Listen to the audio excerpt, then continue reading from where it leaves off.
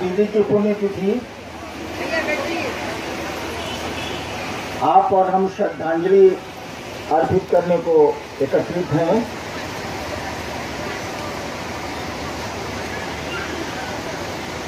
अभी मेरे पहले लवली बोल रही थी।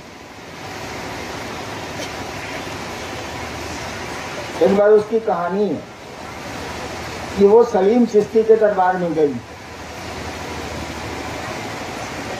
तो मेरा भी कुछ ऐसा ही स्वभाव है, मैं मंदिरों और ऐसी जगहों पे भीतर नहीं जाता। दोष हम ही लोगों का है, खुदा तो मेहरबान है। ये नहीं जा रही थी, लोगों ने बहुत जिद किया अंदर चलने को, बोले कि मरे हुए आदमी के यहाँ हम जाके क्या करेंगे। लवली ने कहा, ठीक मेरे पहले जो बोल रही थी अनुनीता, कहा कि मरे हुए आदमी के पास हम जाके क्या करेंगे, हम नहीं जाए।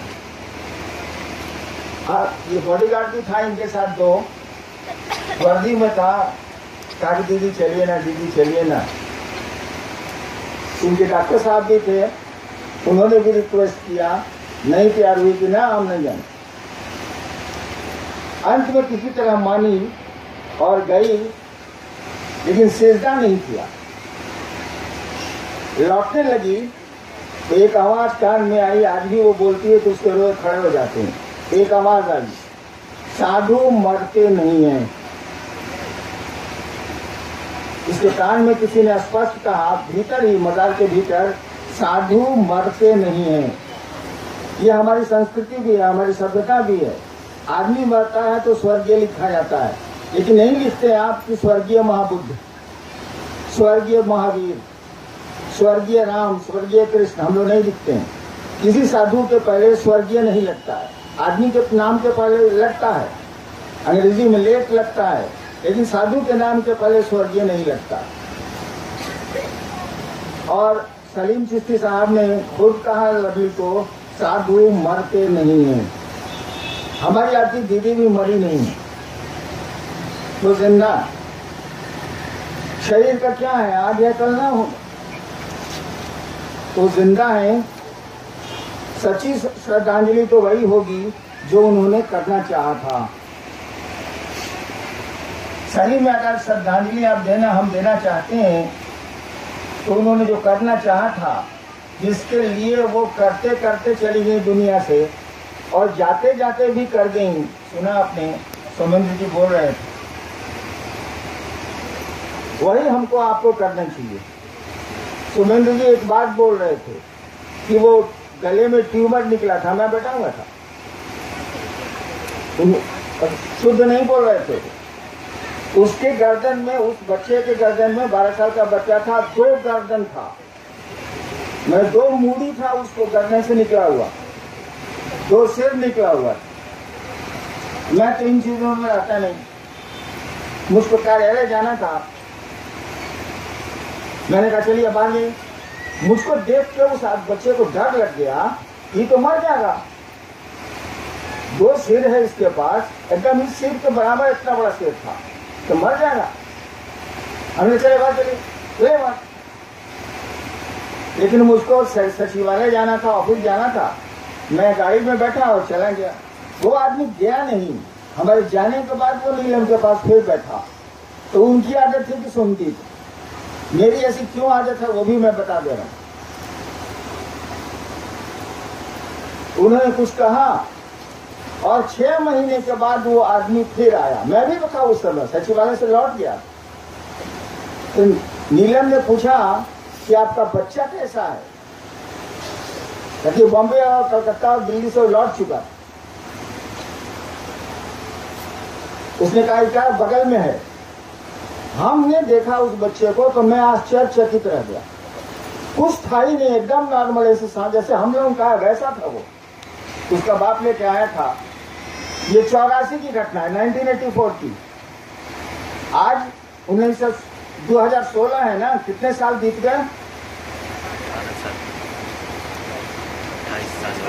22 साल बीत गए। उस बच्चे को देख के मैं डर गया था, मुझको डर लग गया था, जबकि मैं लाशों से खेलता रहा हूँ, नौकरी में भी मैं स्टेट रहा हूँ, लाशों से पाला पड़ा है। मैं डर गया था कि तो मर जाएगा ये। और आज 22 साल बीत गए, उस आदमी को मैंने फिर कभी नहीं देखा, उसके बाप को फिर कभी नहीं देखा।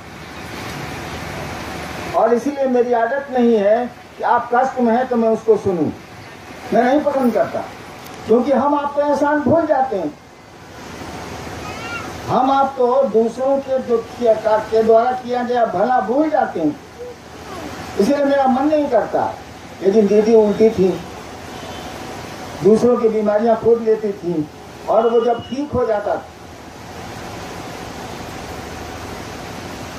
तो फिर वो कहाँ जाता था कोई ठिकाना नहीं है। रांची में एक आदमी है, वो बच्चे की लाश लेके आया था हम लोगों के पास, रांची में रहता, लाश लेके आया, लगभग बच्चा मरा हुआ था। उन्होंने कुछ कहा और बच्चा चला गया, फर्स्ट क्लास है, बहुत अच्छा है।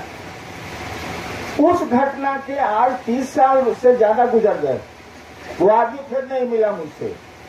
10 दिन पहले रांची पर ये इस डेरे में कटहल मोड़ में वो आया था, पहचान गया मैं। हमने कहा कि भाई साहब आ गए आप? तो जी हम तो 17 के महोत्सव में भी गए।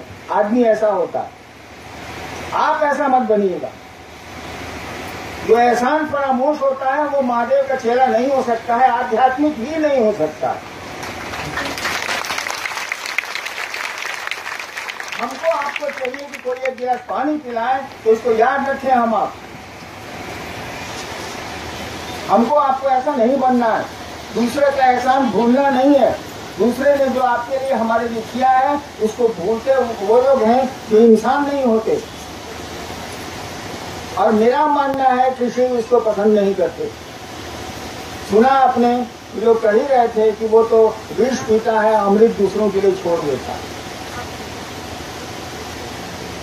तो दीदी को सही श्रद्धांजलि तो यही होगी कि जो उन्होंने करना चाहा था, करना चाहती हैं वो हम सब मनोयोग से, मन से करें उसको, और दुनिया में शिव शिष्यता का परचम आगे बढ़ाएं, लहराएं। मैं बहुत देर खड़ा नहीं रह सकता, मेरे साथ दिक्कत है, मेरे घुटने में बहुत दर्द रहता है, इसलिए माफी चाहूंगा और आप सबों को प्रणाम करता हूं। आप सबों को मेरा प्रणाम।